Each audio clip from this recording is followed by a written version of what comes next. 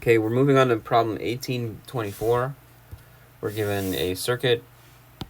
We have a battery with an EMF. And then we have 4 resistors. And we are asked to find the equivalent resistance as part A. Then we're asked to find the current delivered by the battery to the equivalent resistance. And then we're asked to find the power delivered by the battery. And then finally, the power delivered to the 50 ohm resistor. Okay, so first thing we need to do is find the equivalent resistance. I'm just going to move this because it's kind of in the way.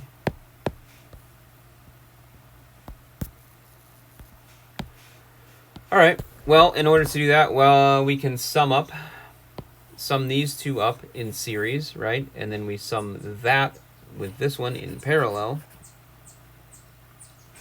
to start, and then we'll have in series again. So what do we have? We have 2 resistors in series. Okay, that's going to be, remember, in series, it's just R1 plus R2 plus R3, etc. So then we have 80 ohms on the top. This is 80 ohms.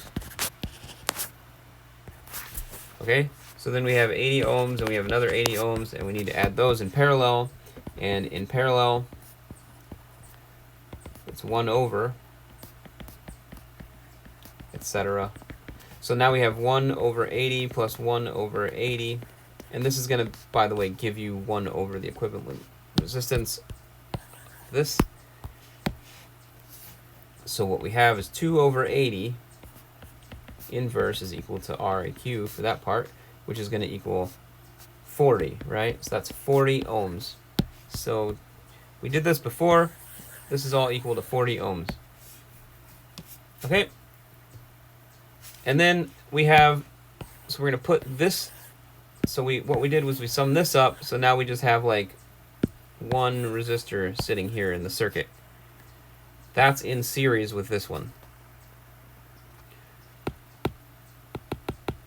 Okay, that gives us 60 ohms is the equivalent resistance. So part A is answered. Part B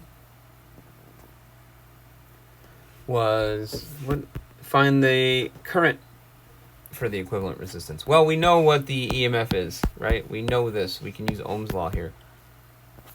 So we have delta V is equal to current times resistance. So we know delta V, we know the resistance, and then we just find the current. That's going to be 12 volts over 60 ohms is going to give you a value of 1/5, which is 0.2 amps. Okay, that's part B. Part C, find power for the battery. Well, we know the equivalent resistance, 60 ohms. We know the current, 0.2 amps.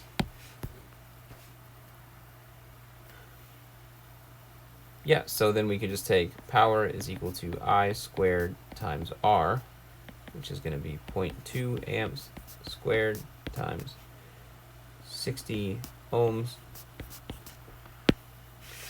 This gives us a value of approximately 2.4 watts. You can also use P is equal to V times I, where we had 12 volts times 0.2 amps. And this gives you the same value.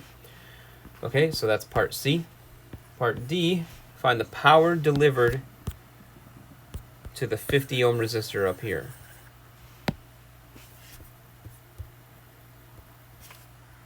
Okay, so we have to consider that we just found out that the current is 0.2 amps, right? And these two things are in series. And so we have a current going this way, 0.2 amps, and a current going this way, 0.2 amps. So what I'm saying is this. Let's just draw this real quick. Right. We'll put the battery here. Okay, so we have 0.2 amps, 0.2 amps, and this was, if we break these apart again, this was 20, and this was 40 ohms, remember? We found this earlier. So now we have we can take same formula. What we want to find is the potential difference first. So we need, the potential difference for the equivalent resistance on the upper part, right? So we have 0.2 amps times 40 ohms. That gives us a value of 8 volts. So the potential difference for the upper part for all of this is 8 volts. Okay, that's useful. Now, let's see, we want to find the current in the upper part. So what we're going to have now, so if we just draw it again, so we have a resistor here. Now we're going to break this upper part apart, because what did we said 8 volts is up top. This is 8 volts up here, right? So now we've got this 80 ohm resistor. We've got this, it was a 30, and then we have a 50, right? So what is the current in this part?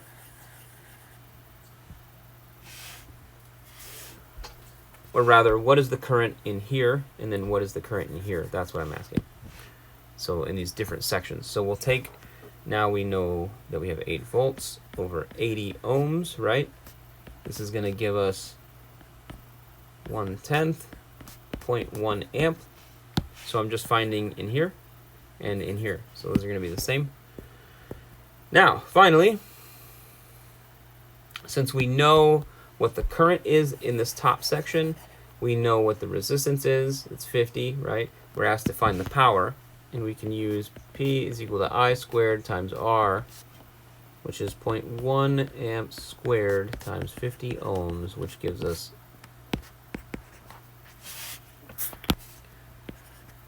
like that.